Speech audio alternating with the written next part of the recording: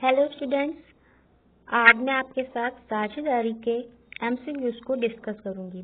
पहला क्वेश्चन है, साझेदारी संलेख की अनुपस्थिति में साझेदारी को उनके द्वारा फर्म को दी गई अग्रिम राशि पर ब्याज दिया जाएगा।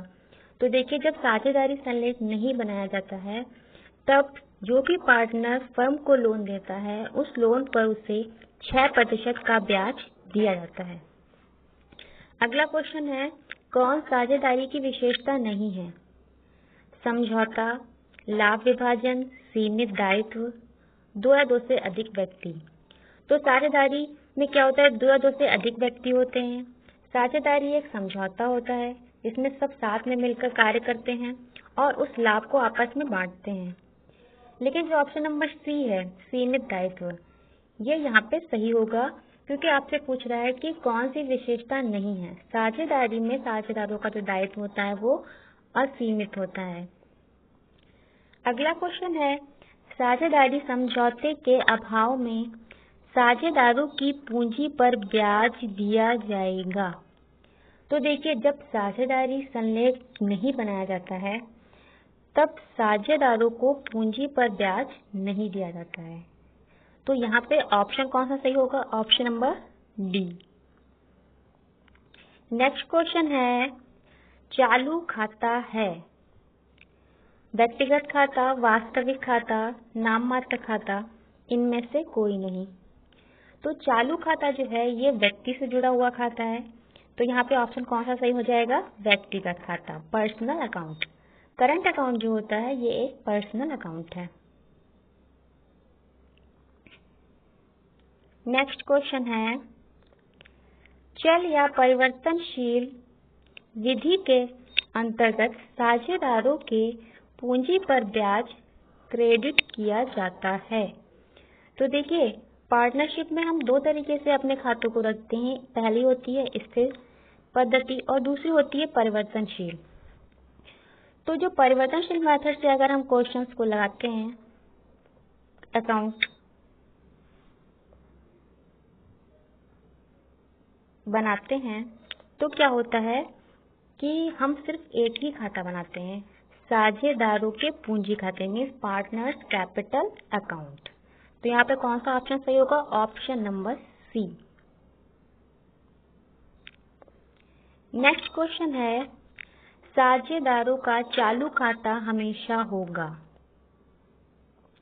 तो देखिए, पार्टनर का खाता चालू खाता है तो वो डेबिट शेष भी हो सकता है और क्रेडिट शेष भी हो सकता है।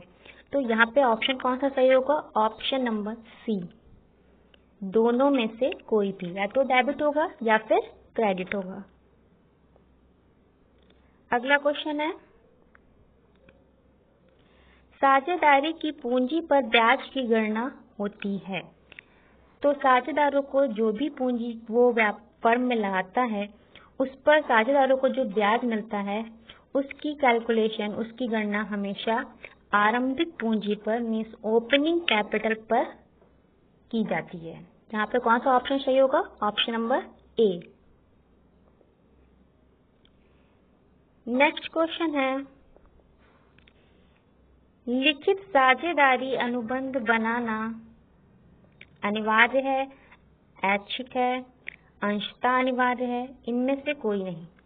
तो देखिए, साझेदारी में जो साझेदारी अनुबंध होता है वो लिखित भी हो सकता है और मौखिक भी हो सकता है। तो ये अनुबंध जो होता है वो ऐच्छिक होता है। कैसा होता है? ऐच्छिक। तो ऑप्शन कौन सा सही होगा? Option number B.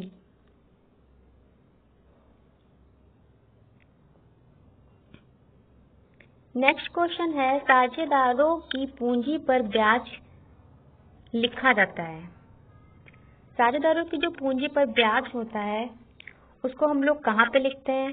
तो साझेदारों को जो भी पूंजी पर ब्याज दिया जाता है उसको हम लिखते हैं लाभ हानि नियोजन खाते में। तो यहाँ पे कौन सा ऑप्शन सही होगा? Option number C, profit and loss appropriation account.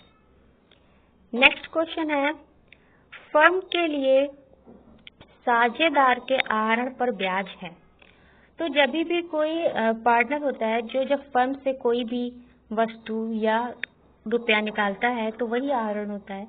तो फर्म क्या करती है, उस पर ब्याज लेती है। तो ये आहरण पर ब्याज जो है ये फर्म के लिए एक आय है। तो यहाँ पे कौन सा ऑप्शन सही होगा, ऑप्शन नंबर बी।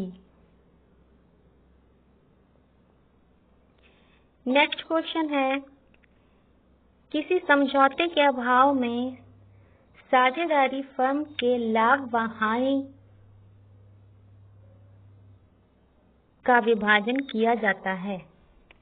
तो देखिए, अगर कोई भी समझौता नहीं है, अगर साझेदारी संलेख नहीं बनाया गया है, तो सभी पार्टनर्स में हम जो भी लाभ होगा वो आपस में बराबर बराबर बांटा जाएगा।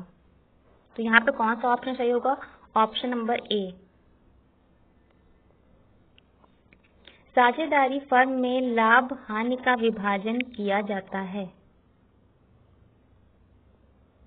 बराबर बराबर, पूंजी के अनुपात में, समझौते के अनुसार, इनमें से कोई नहीं।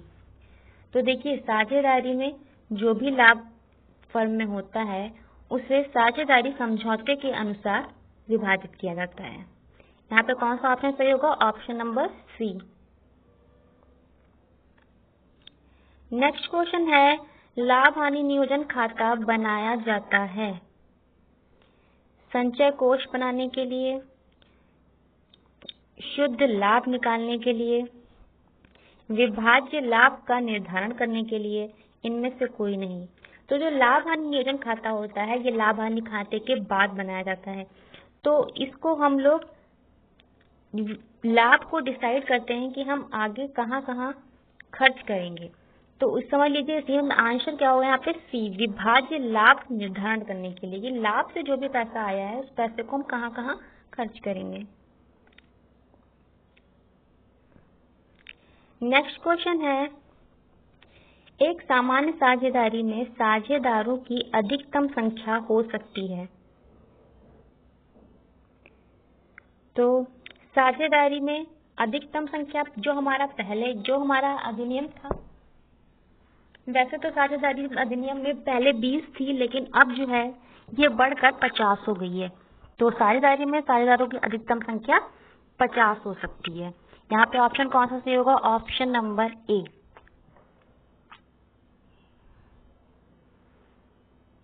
निम्न में से कौन लाभ का नियोजन है। तो देखिए, लाभ का नियोजन मीन्स जो लाभ हानि खाते में लिखा जाता है। तो यहाँ पे आंसर क्या होगा, पूंजी पर ब्याज। क्या होगा, पूंजी पर ब्याज।